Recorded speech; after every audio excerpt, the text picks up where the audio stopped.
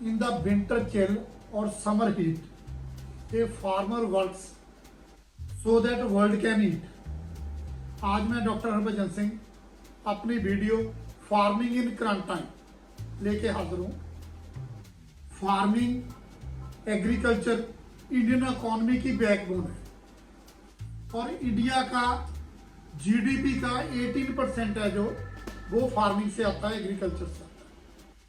और इंडिया में हमारी 70% अप्रोक्सीमेटली पॉपुलेशन है जो वो एग्रीकल्चर पे डिपेंड है। और एग्रीकल्चर को हम farming, agri business, agri science, land management, farm management भी कहा जाता है।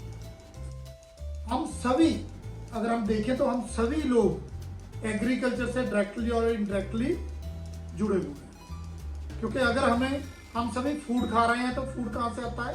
एग्रीकल्चर से। अगर हम सभी क्लोथ पहन रहे हैं तो क्लोथ के लिए फैब्रिक कहाँ से आता है? एग्रीकल्चर से। इंडस्ट्री में जो सामान बनता है, इंडस्ट्री के लिए रॉ मटेरियल कहाँ से आता है? एग्रीकल्चर से। So the agriculture only sustain the whole life. और एग्रीकल्चर वर्ड जो है वो लेटिन लैंग्वेज के 2 वर्ड से लिया गया। एग्री मीन्स सॉइल और culture means cultivation. So agriculture is a applied science, it's a art, it's a business.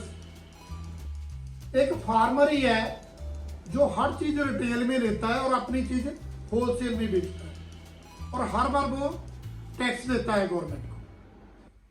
तो farmers take care 365 days, no snow days, no paid और अनपेड डेज। फार्मिंग तो एक patience का school है। Farmer को तो हम मैजिशियन भी कह सकते हैं जो मड से मनी निकालता है, और फार्मर तो एक क्राफ्ट्समैन है। फार्मिंग का अल्टीमेट गोल फसलें उगाना नहीं है केवल, अल्टीमेट गोल तो ह्यूमन बीइंग को परफेक्शन देना है, ह्यूमन बीइंग को लिविंग देना है, ह्यूमन बीइंग को फूड देना है। जिस देश के किसान खुशहाल हैं वो देश अपने आप ही खुशहाल हो जाएगा। एक बार वल्लभ भाई पटेल जिसे हम सरदार पटेल भी बोलते हैं, उन्होंने किसी ने पूछा कि आपका कल्चर क्या है, तो पटेल जी ने जवाब दिया हमारा कल्चर तो एग्रीकल्चर है। सो आज इंडियन गवर्नमेंट ने 3 एक्ट, 3 ऑर्डिनेंस जो एग्रीकल्चर पे लाए हैं उनके बारे में भी कुछ बात करती है। जो पहला एक्ट है, पहला ऑर्डिनेंस है, वो है farmer produce trade and commerce ordinance. इस ऑर्डिनेंस के, इस एक्ट, इस बिल के अकॉर्डिंग 1 नेशन 1 मार्केट कि किसान पूरे इंडिया में कहीं भी जाकर अपनी फसल बेच सकेगा। पर हमारा सर्वे बताता है कि इंडिया में 86% जो फार्मर हैं, किसान हैं, वो एक डिस्ट्रिक्ट से दूसरे डिस्ट्रिक्ट में अपनी फसल को बेचने नहीं जाते। तो कैसे ये संभव होगा कि चंडीगढ़ का किसान बंगलौर में अपनी फसल बेचने जाएगा और बंगलौर का किसान अमृतसर में अपनी फसल बेचने जाएगा, क्योंकि उसके लिए हमारे कंट्री में कोई इंफ्रास्ट्रक्चर नहीं है। दूसरा एक्ट है the farmer agreement on price assurance and farm services. इकरारनामा खेती कि खेती एक कंपनी करेगी और किसान उसमें काम करेंगे, उसमें किसान की फ्रीडम खत्म हो जाएगी, क्योंकि कंपनी अपने टाइम के अकॉर्डिंग किसान से काम लेगी।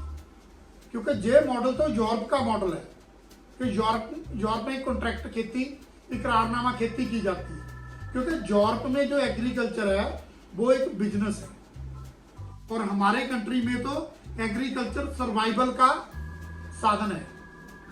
सो वो सभी तरीके जो यूरोप में या यूएस में लागू है वो इंडिया में due to infrastructure, due to हमारा क्लाइमेट, वो सभी लागू नहीं हो सकते।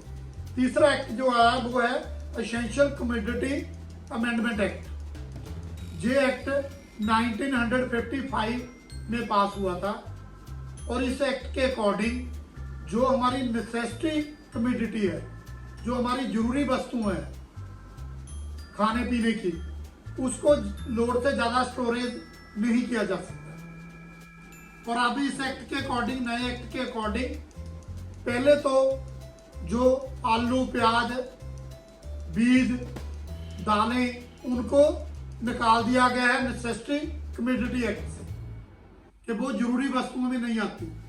उनकी स्टोरेज की पहले लिमिट थी, अब उसकी लिमिट खत्म कर दी गई और जितनी ज्यादा स्टोरेज होगी उतनी ज्यादा ब्लैक मार्केटिंग होगी। तो आज हमें ये सोचना होगा कि हमारी गवर्नमेंट और हमारी फार्मर ऑर्गेनाइजेशन वो आपस में मिल बैठे और मिल बैठ के देश के अकॉर्डिंग, कंट्री के अकॉर्डिंग, कंट्री के क्लाइमेट के अकॉर्डिंग, कंट्री की नीड्स के अकॉर्डिंग, कंट्री के इंफ्रास्ट्रक्चर के अकॉर्डिंग ऑर्डिनेंस लाए।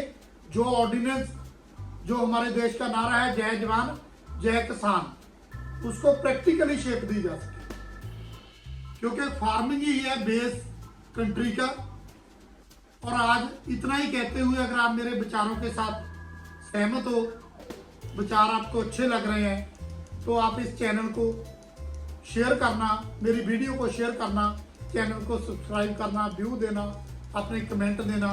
और मैं तो यही कहता हुआ कि once in life we need a doctor, lawyer and accountant, but every 3 times in a day we need farmer. तो हमें फार्मिंग और फार्मर को बचाने के लिए आज हमारे देश की सरकार को, फार्मर ऑर्गेनाइजेशन को और हर सिटीजन को, क्योंकि हर सिटीजन डायरेक्टली इनडायरेक्टली एग्रीकल्चर से जुड़ा हुआ है, उसे आगे आना चाहिए और उसे मिल बैठ के एक ऐसे ऑर्डिनेंस आगे ले आने चाहिए जो फार्मर ऑर्गेनाइजेशन और देश की डेवलपमेंट को आगे लाएं।